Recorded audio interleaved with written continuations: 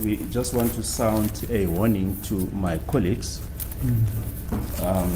regarding the use of statements either in this docket 63610 of 2014 or in 3751 of 2019.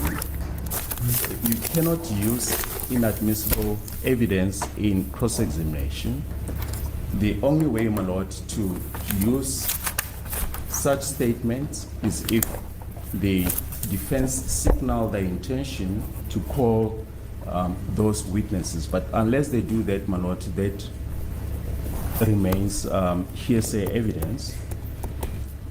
Writes the following regarding the use of inadmissible evidence, and he says, cross-examination based on inadmissible evidence is not permitted.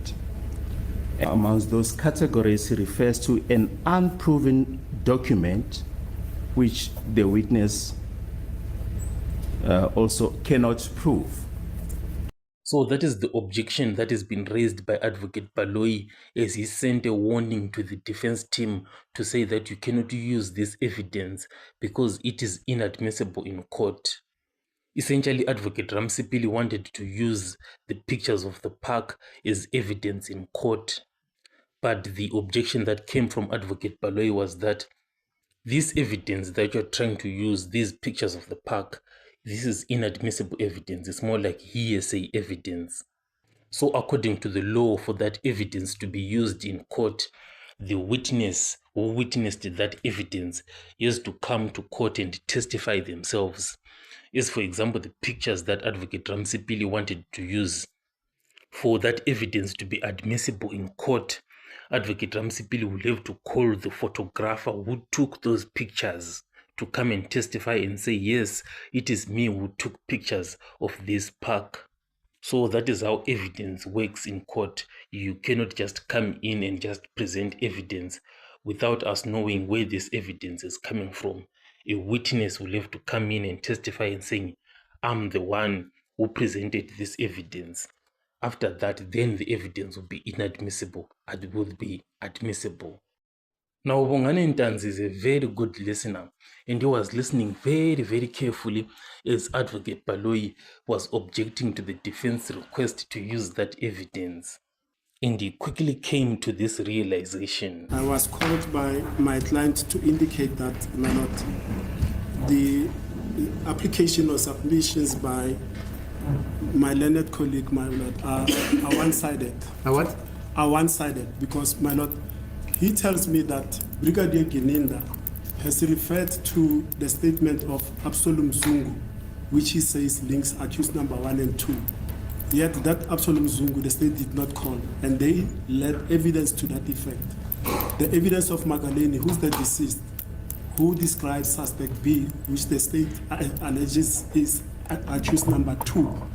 Also, that person was never called. We have not been furnished with the certificate of that person. So what he essentially says is that the state may be making this application, but what is good for the gender, the warning that he sounds to us, he must also sound it to himself. As the court pleases. Amazing, isn't it? What a checkmate move by Bongani Ntanzi there. He was listening very, very carefully to what Advocate Baloyi was saying. So it turns out that Brigadier Gininda has been using hearsay evidence on numerous occasions. The one example is this evidence of Absalom Zungu. Absalom Zungu himself, he was never called to court to come and testify himself, because he has to come to court and say, okay, this is what I saw between accused number 1 and 2. And on top of that, his death certificate, since he is no longer with us, it was never submitted to court. So it is just Brigadier Gininda just talking about Absalom Zungu, and there is no way to check whether this Absalom Zungu ever existed at all, or maybe it's just a fictional character that is coming out of Brigadier Gininda's head. Because this is very, very important. You can't just talk about and say there's a police officer by the name Absalom Zungu. the court would want to know that this person existed and was a police officer and investigated between accused number 1 and 2, but Brigadier Kininda never submitted that evidence and never submitted a death certificate too. So essentially the evidence by Brigadier Kininda is also hearsay evidence and should be thrown out of the court. Now, with this wonderful move by Bongani Ntanzi, what does it mean for Brigadier Kininda? It's a disaster for Kininda. Here's why. Advocate Baloyi has like set a trap for himself, or maybe the trap was set by Advocate Ramsipili. Then Advocate Baloyi just walked into the trap himself and revealed these sections of the Constitution to say that you cannot present evidence without the witness coming to testify about it or even telling us about the death certificate of this person. So the evidence of Brigadier Kininda due to this, it has to be thrown out of the court and should be disregarded, because we don't even know about this Absalom Zungu. It's only Kininda himself who knows about Absalom Zungu. So as things stand with this move by Bongani Ntanzi, I expect Judge Rata to actually rule in favor of the defense, to say that Kininda, you can no longer continue to use this hearsay evidence that you've been presenting all along.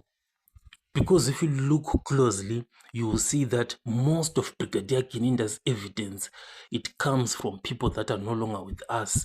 And on top of that, Kininda has never presented the death certificates of these people. So how do we know that these people exist?